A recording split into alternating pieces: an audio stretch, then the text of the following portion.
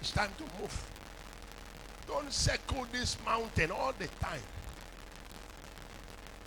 There's something I will talk about in the course of this message. Something I saw about Samuel that bothers me. The Bible says he was moving from Gilgal to Ramah to where? Three countries. And then he returned. The Bible says he walked in circuit year after year. In circuit. He was moving. The same place. Same sacrifice. I am tired of routine. Oh, somebody's not hearing me here. I hate routine. Don't give me routine jobs to do. Don't give me, no, I need to be challenged.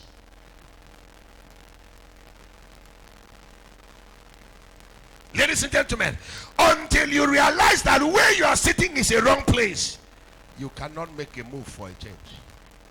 Until you realize that where you are is wrong. I am not satisfied. No. That is why I don't like people congratulating me. Because when you congratulate me, it seems as if I have reached where I am going. No. You're just congratulating me by taking a step. Most steps are still waiting. Anyway, I will accept your congratulations. Because the Bible says, when Jesus created the heaven and the earth on the first day, the Bible says he looked at it and he said it was good. It was not complete, but he said it was good. So he congratulated himself even before he finished the creation.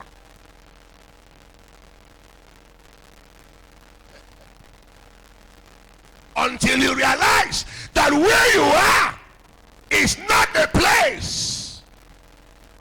Until you look and know, no, I am too small. Listen to me. You cannot put me in one room as a bachelor and want me to stay in one room as a married man without a child, and want me to stay in one room as a married man with one child, married man with 2 children, married man with 3, 4. If the devil didn't come, you wouldn't realize that you can leave a one room into a self-contained, and there is another devil there that make you to know that there is what is called 1-bedroom flat.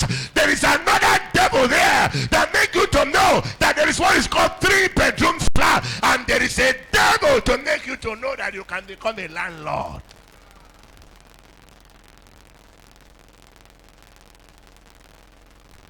God doesn't allow you to be comfortable. He keeps on pushing. Keeps on pushing. Keeps on pushing. Keeps on pushing. The power of realization.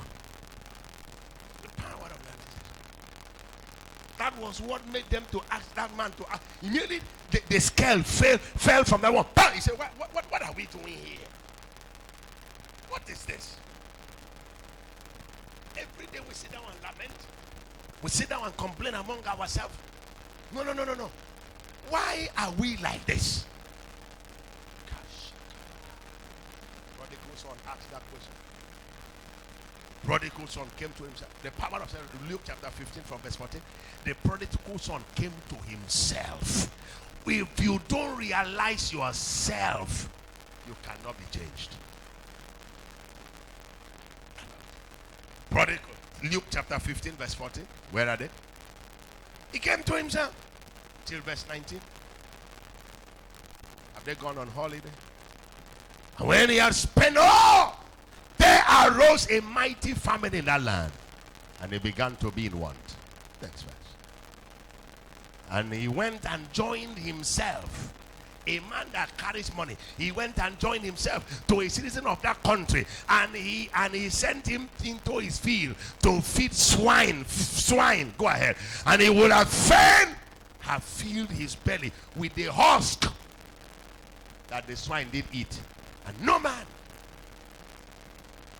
I love a situation whereby most times I'm left for myself. Leave me alone. Stop. I hate pity party clubs. They're coming to sympathize. No. Leave me alone. Because a moment of crisis is a moment of thinking. Don't cry. No man gave to him. Look at verse 17. And when he came to himself, I am eating what ordinary pigs are eating. That is what I'm struggling with. Me, struggle food with pigs. That means my level has dropped so low. My level has dropped drastically. I'm struggling food with pigs. When he came to himself, have you come to realize yourself? What am I doing here? What am I doing? What is going on? When he came to himself, he was, what is this? Wait a minute. This is not me. He said. So whenever you realize yourself, you start saying things. But it's not here. Whenever you realize yourself, friends, you start speaking to yourself, not to your neighbor. You start talking to yourself. He said, how many hired servants of my father have bread enough? Servants, oh, they have bread enough. Servants. You see, there are certain things when you read the scriptures and your eyes of understanding are being enlightened. There are certain things you will never accept to exist in your life. Pray prayer for you this year. Like Paul prayed, say that the eyes of your understanding being enlightened. That is what you did. That the eyes of your understanding be enlightened. When your eyes are enlightened, you will know what to do.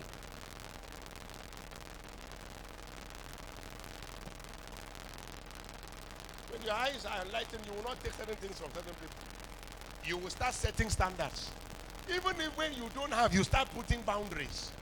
They look at it as pride. It's not pride, it's standard. I just know how I operate. I start now to learn how to me, so that when I grow to the zenith of my life, I will not be found wanting. It's a man that don't have principle while growing up, that when he gets up there, he looks confused. You look at me like as if, someone will say it's proud. No, it's not pride. It's my standard. When you encroach into my territory, you are looking for a problem. Are you listening to me here? Paul speaking says, I magnify my office. I know who I am. You see, in this life, can I talk to you here? If only they can give me more power here. I don't want to shout, so I will not lose my strength easily. In this life, there are some people I will never go to beg from. Never. Never. Never. I will never beg from them. Because I don't want to be their topic. Somebody's not hearing me here. There are certain, no matter, even if I am dying, I better die with hunger than to open my mouth. I'm your father talking now.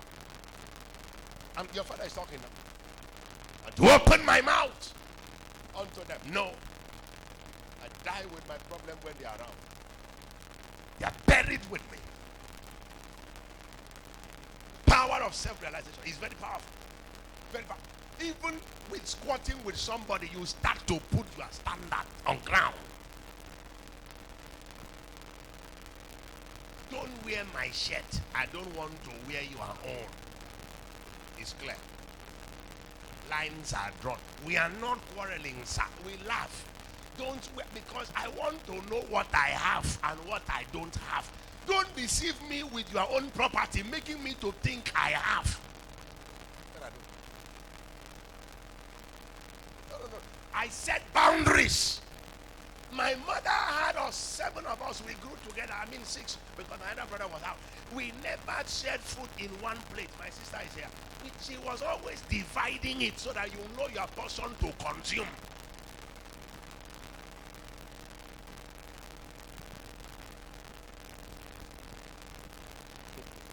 Am I talking to somebody here?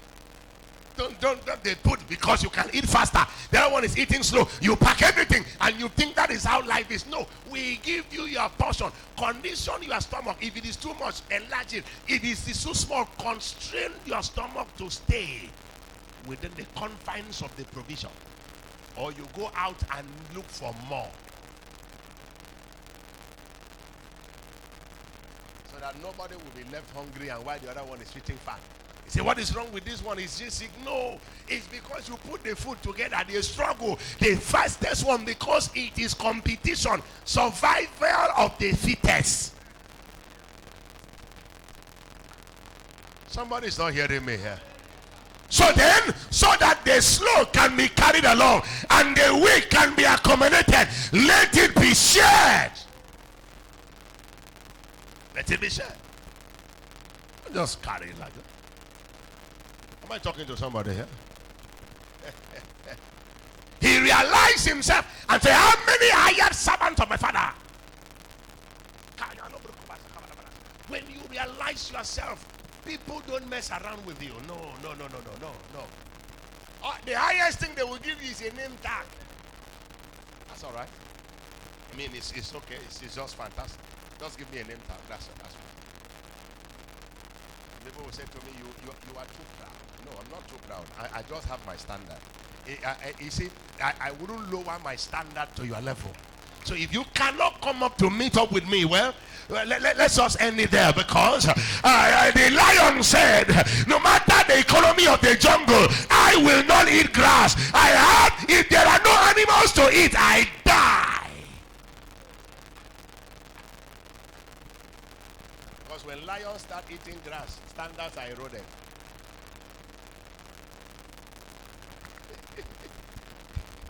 Is somebody hearing me here? When you realize yourself, when you power of realization, no, I was not created to be a beggar. I was not created to be at whims and caprices of people. I was not created to be around just what they give me, I take. No, I was not created for handouts. They wear cloth until the thing wants to wash. That is when they want to give me. The question is, when you were buying, why didn't you buy extra for me? I'm not proud. I'm just setting my boundaries. And I grow with it, because what I start to do now, it will be my own in future. I will master it. It is part of my life. Is somebody hearing me here? There are some places then I used to go to. I was hungry. They say, will you eat? I say, no. I'm okay. Because I don't want to be a statistics. How many people you give food, and then you mention my name. But there are some people you eat in their house 100 times, nobody will know. In fact, they will still bring more to you in secret. Say, brother, are you okay? Not because they need anything. There's some people that, this one, you just pass and give, neighbor, well done. Oh. Say, my brother, thank you. As you are going out, say, this one, if I don't feed him, he would have died by now. God punish the devil. Do you realize who you are? You are the son and the daughter of a king. He says, I make you the head and not the tail. Make you above, not beneath. Boy came to himself and said, how many? And now the first question, he didn't even talk about his father. He started from the servant. How many of my father's hired servants? How many of those ones that my father paid? How many of them have what to eat and to be left? And I'm here struggling food with pigs. It is an anomaly.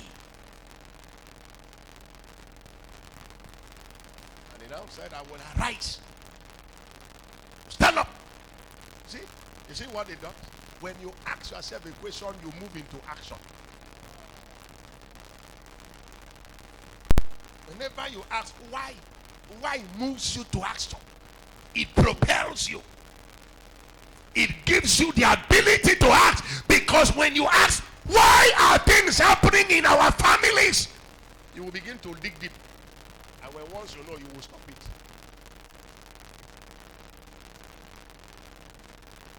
The Bible says the woman sat down and the children were struggling in her womb.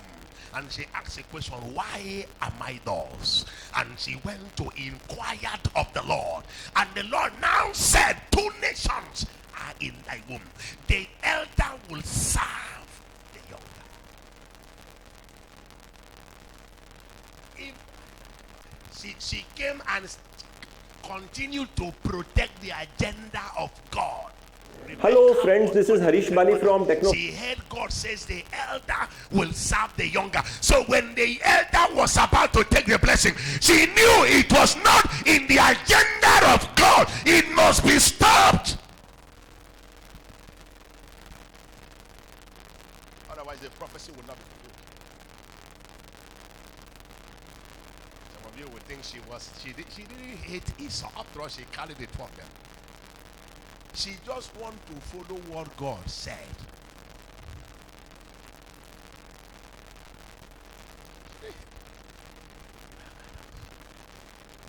He says, I will arise, go to my father.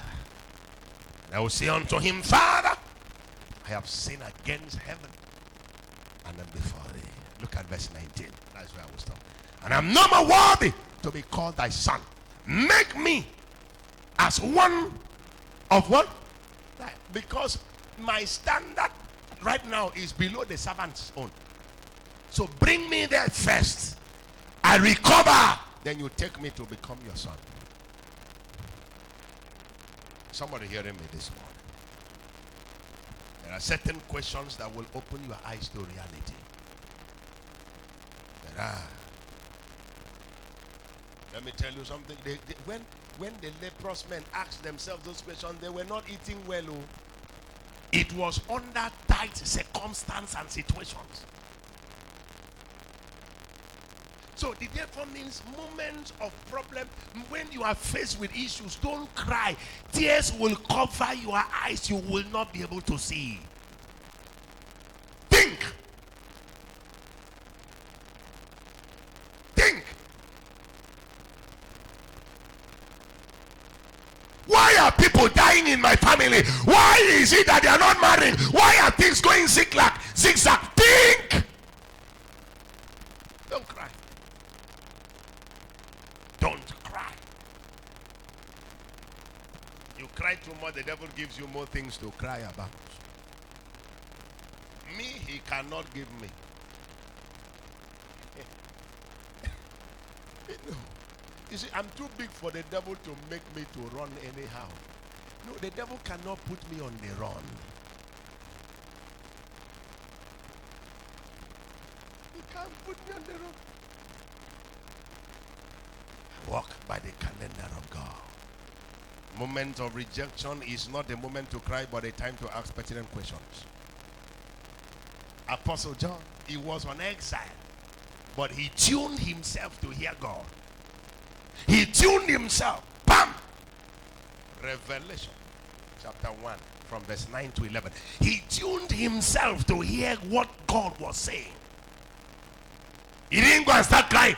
They have put me on exile. I am on suspension. They carry him. They didn't put him in the house. They put him on top of the Isles of Patmos. It was an island with wild animals.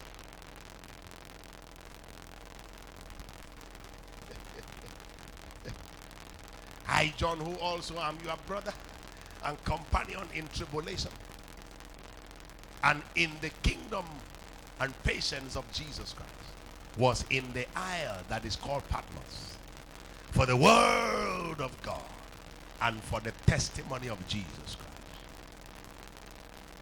I was in the spirit on the Lord's day. I don't want to talk about the Lord's day, but I was in the spirit on the Lord's day. He was still in tune with Jerusalem. The day of worship, he was also in spirit. He didn't allow his spirit to be weighed down. He kept it alive. And I heard behind me a great voice as of a trumpet,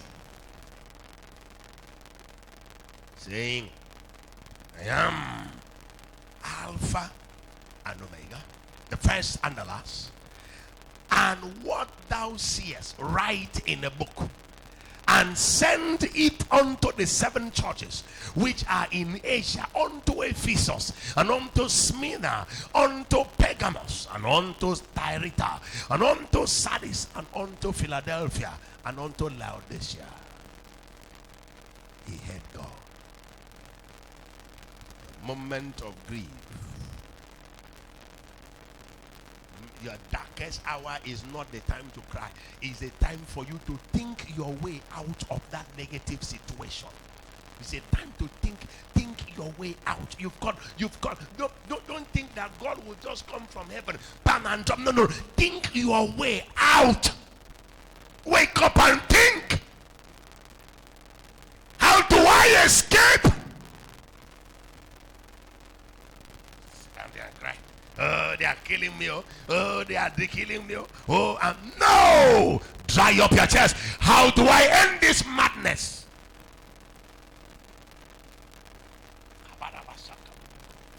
The time of engaging your head to think your way out of that situation. The solution is just by the corner, ladies and gentlemen. It's not far from where you are. So crying will not solve any problem. It has never solved a problem. It will not solve now. Engaging your brain in thinking will solve the problem. Think your way out. Genesis chapter 21 from verse 14 to 19. Genesis chapter 21.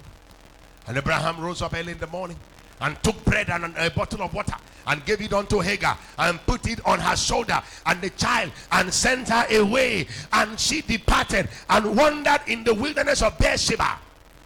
And the water, and because she was wandering, not going anywhere, she was just moving around, the water finished, the water was spent in the bottle, and she cast the child under one of the shrubs, and she went and sat her down over against him a good way off, as it were a bow shot, for she said, let me not see the death of the child. And she sat over against him and lifted up her voice and wept.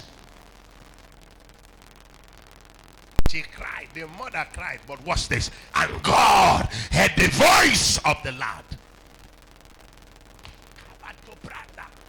The mother cried, but God heard the voice of the lad.